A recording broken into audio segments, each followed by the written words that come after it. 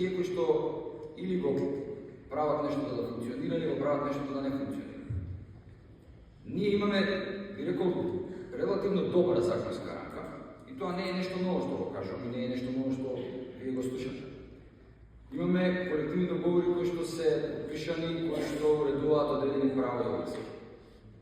Но забелешките кои што беа напоменати дури во поведниот говор председателот на СОД, почитаниот господин Јаким, е дека токму прашањето за примената, прашањето за имплементацијата е предизвик пред кој што се соочуваме ни за години, би рекол, па и децении назад.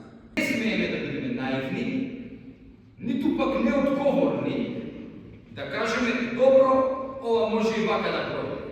Не е добро, затоа што ефектот на непримена, делумна примена или погрешна примена на една одредба од кој да е системски акт, од закон па до некој договор за работување,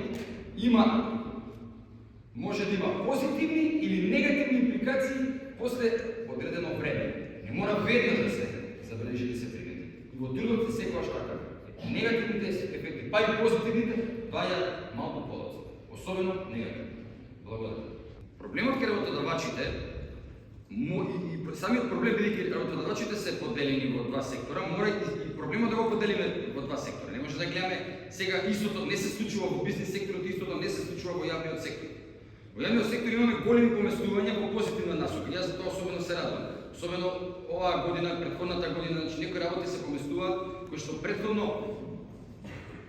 беа, би рекол, еден сон да цел јавен сектор биде покриен со поединечни колективни договори. Тоа нешто до сега во земја Македонија се нема деси.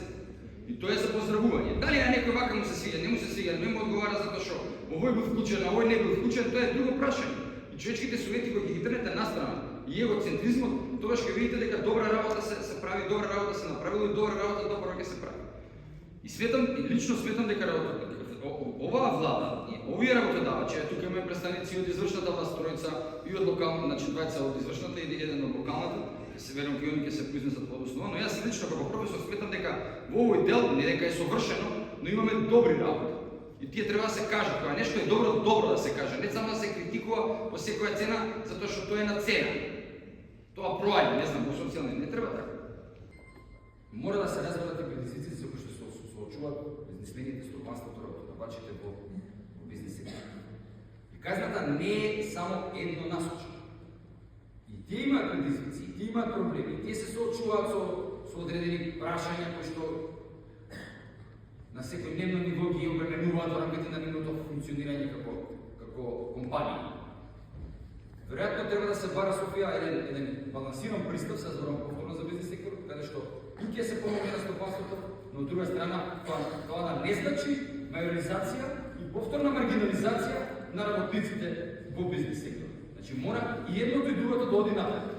И бизнис компанијата и вработениот во компанијата.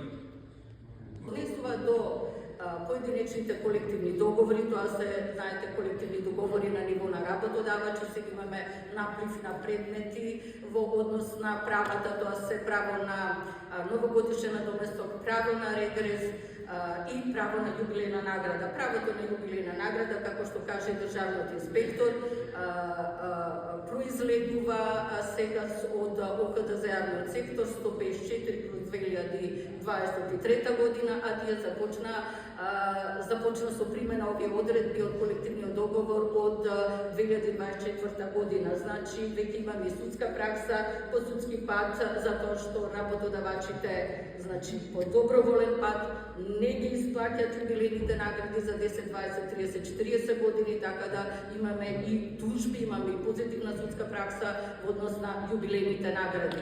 Среќа во Македонија, колективното договарање е уставна категорија. Правото на почитување на колективни договори, правото на почитување на законите е нормално основа на секој демократско општество и вече амбиција на владата, министерството за економија и труд во иднина да ги зајакнуваме капацитетите и на нашите социјални партнери. Имаме многу подобри кооперативни синдикати, имаме повеќе синдикални движења и повеќе синдикални искрене. Да ги зголемуваме и подобруваме капацитетите и да ги именуваме размислувањата, тоа што кажа професорот на самите работодавачи и бизнис сектор, кои го погледи не беа многу транспарентни во минатото, бидејќи имаме голем број примери на такви практики и случувања.